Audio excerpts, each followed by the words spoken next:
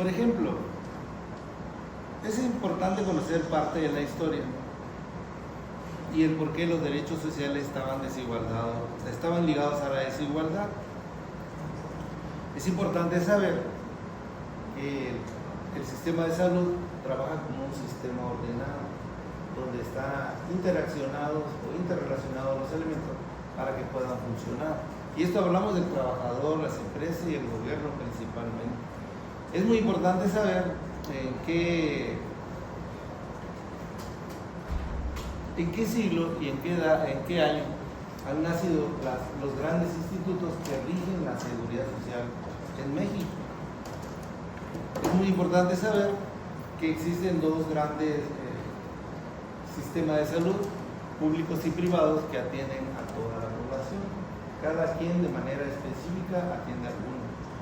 Es importante saber que dentro de los puntos claves del sistema de salud es querer lograr un estado de salud adecuado para los pacientes, para los trabajadores, o tener un buen nivel de salud. Dos, siempre debe haber apoyo financiero o sostenibilidad, debe de haber un presupuesto para que nos alcance para todo, pero dijimos que lo mejor para todo eso es la administración, aplicar la administración.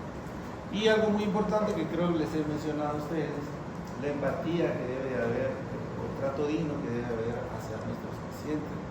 Sean como lo vean ustedes, nuestros pacientes son nuestro futuro. Ustedes están estudiando para atenderlos a ellos.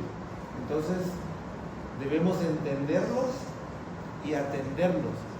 Decíamos a veces, ¿por qué don Julio no obedece? Pues no deja de tomar la coca. Es que eso es lo único que toma. Coca. Come frijoles, arroz, nunca lo vamos a hacer. Es necesario saber cuántos programas de salud hay en Chiapas. Atendemos embarazadas, de alto riesgo, enfermedades de transmisión sexual, vacunación, medicina preventiva, consulta externa, adicciones y problemas de cáncer, ¿no? Como tal. Dijimos que hay enfermedades transmisibles y las no transmisibles. Dijimos que había enfermedades que están afectando a la población de mayor edad y que esas enfermedades crónico-degenerativas son muy importantes. Por lo tanto, debemos de preverlas como tal, pero en su caso, si ya están, bueno, tenemos que darle un buen seguimiento. Por eso es que tenemos que ver que la población adulta esté bien en salud. Claro, no va a ser un adulto de 60, 70 años y que pueda correr maratones, que también los hay, pero sí que tengan una buena alimentación, que tengan una alimentación saludable. ¿Para qué? Para evitar que esas enfermedades se les compliquen y los puedan llegar a complicar o a matar en algún momento dado, ¿no? Decíamos de la mortalidad que había 3 enfermedades principales que mataban a la población de Chiapas en el 2019. ¿Se acuerdan de las enfermedades cardiovasculares, las enfermedades oncológicas y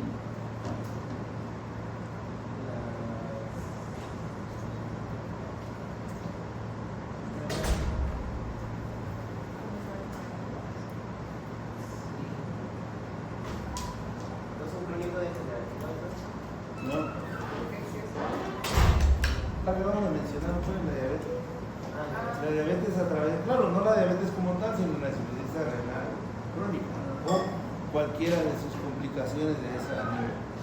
Entonces decíamos que era muy importante en la administración tener en cuenta que todo lo que ustedes escriban va a servir para tomar decisiones. La información con que se cuenta en administración de servicios de salud son datos, son conocimientos, son enfermedades que nos van a servir para tomar decisiones, las más seguras, bueno, más seguros que sean acertadas, no todas, pero al final de cuentas podemos tomar buenas decisiones.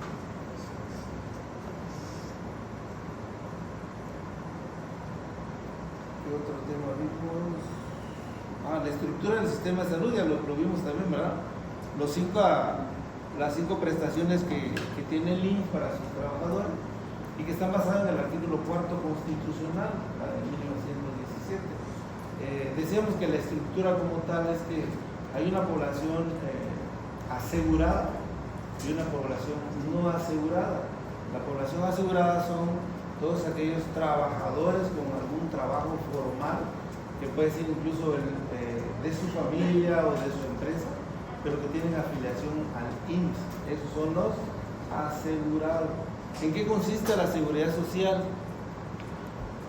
En prestarle los servicios médicos y administrativos a todos los trabajadores que tengan algún instituto. Y eso es lo que planteamos en general. ¿Qué va a pasar con la población cuando todos seamos un mismo sistema universal de salud? A todos nos van a pagar incapacidad como lo paga el IMSS. Todos vamos a tener derecho a las cirugías de segundo o de tercer nivel. Todos vamos a tener guarderías. Todos van a tener un centro como el Panchón Contreras, decíamos, un centro de prestaciones sociales. Todos vamos a tener una pensión cuando seamos de un sistema universal. Dentro de los beneficios máximos que otorga la atención, decíamos que somos alrededor de 126 millones en el año 24, con lo cual la estructura mínima o básica para los servicios no es la adecuada. También decíamos que los los indicadores médicos que nos dicen cuál es la población o estado o país que están sanos son precisamente los indicadores médicos. Y hablamos de índice de mortalidad general, mortalidad materna, mortalidad infantil, hablamos de la prevalencia de hipertensión arterial, la prevalencia de diabetes, porcentaje de vacunación, hablamos que el ingreso per cápita destinado al sector salud era de 5.6. Decíamos que el gasto per cápita en el año 2008 era de aproximadamente 898, y creo que hicimos la multiplicación que nunca nos salió, si era 15 pesos o era 15,000. ¿Sí lo hicimos? ¿Te acuerdas o no? Ahí queda. Entonces, ¿cuál es? Recordar entonces la famosa transición epidemiológica, que las enfermedades infecciosas pasaron a ser crónico-degenerativas, que hablamos de un promedio de esperanza de vida que era de 74 a nivel nacional y 72 a nivel estatal, que decíamos que esa famosa pirámide de población se estaba desgastando en los niños, estaba engrosándose un poquito en los adolescentes y volviéndose a ensanchar un poquito más en la edad adulta, ¿no? A partir de los 50 años, si no me recuerdo. Pero que esa transición nos iba a llevar precisamente a eso, ¿no? Y creo que hubo mucha controversia con qué era la calidad de vida. ¿Se acuerdan? Que si un paciente tiene una buena calidad de vida, a los 70 años la podrá tener con las enfermedades que pudieran presentársele a esa edad, o es posible que un paciente que tenga su diagnóstico a los 30 años vaya a poder vivir hasta los 70 años con diabetes. ¿Aguantará 40 años vivir con la diabetes? Alguien por ahí, como mencionamos en otro día y en otra plática, una plática, que decía la especialista en educación para la diabetes, era una chapaneca, creo que es la única doctora que ha hecho ese curso. Yo quise inscribirme, pero la verdad que me falta tiempo para entrar a esos cursos. Hay muchas formas de capacitarse, muchas formas de estar vigentes. Y decía que el primer punto, y es verdad, es lograr que el paciente se crea diabético y hacerse ser diabético. Porque yo conozco como a miles de personas, no, es que el doctor me dijo que yo era prediabético. No, existe la prediabetes. Hablando de un periodo de hiperinsulinemia, digo de hipo, a lo mejor, o de, ¿cómo se llama el otro caso? Pero no hay la prediabetes. ¿Tienes diabetes o no? Ya no hay mucho. Y alguien decía el otro día que es mejor creerse diabético, porque solo así me voy a curar, o me voy a controlar. Si yo no me acepto mi realidad, porque lo primero que nos dicen, hace unos días, unos meses, me buscó el papá de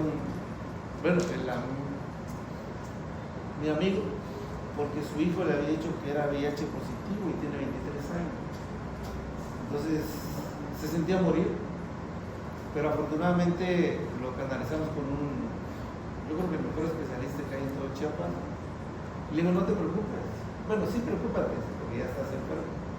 Pero no te preocupes porque ahorita hay los mejores medicamentos para combatir el VIH. Y si tú los llevas bien a cabo todo, tú te vas a morir de otra cosa, menos de eso. Entonces, así como la enfermedad ha avanzado, decíamos hace rato también, la tecnología ha avanzado. Entonces, tenemos que considerar que las 15 regiones socioeconómicas, ¿se acuerdan? Mencionábamos que hay algunas que unas producen azúcar, otras tabaco, otras maíz, turismo, en fin, hay muchas áreas. Y todo va a depender de eso.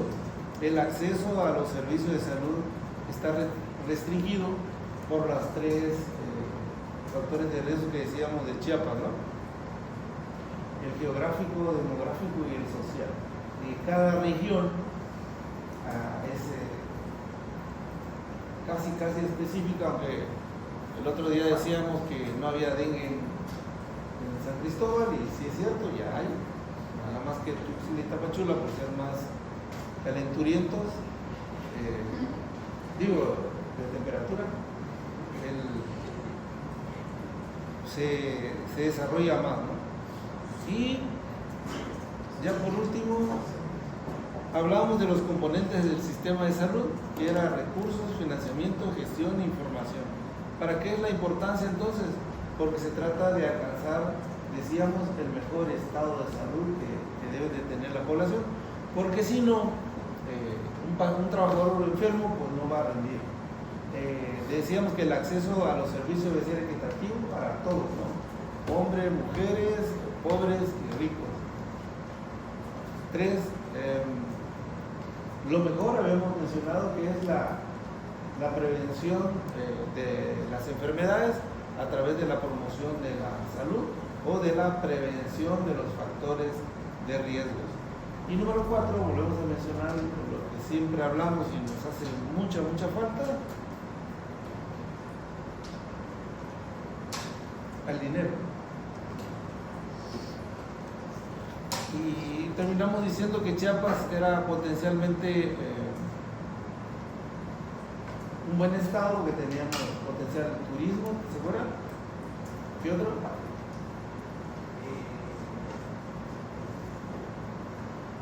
Producción de energía, producción de... Sí, pero eso, ¿cómo se llamaba? Habían 3 puntos. Uno era el turismo, que podíamos ser potencialmente un estado turístico. 2,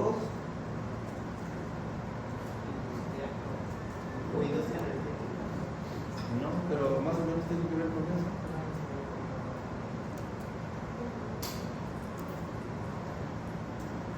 ¿Cuál? Si se acuerdan por imágenes, había un río, efectivamente, había una zona arqueológica y hasta abajo había un área turística. ¿Cuáles eran las otras dos? Más o menos lo que tú decías. Ajá, pero eso, ¿cómo se le llamaba? Historia, ¿no? Ahí entraba San Cristóbal, Comitán y parte de Palenque. Y lo vamos a transformar como una potencia en producción de energía, ¿no? Pero hablamos también del tabaco, del plátano, cacao, todo eso. Perdón, café. Bueno, hasta ahí sería un breve repaso de lo que vimos. Ya a ustedes les toca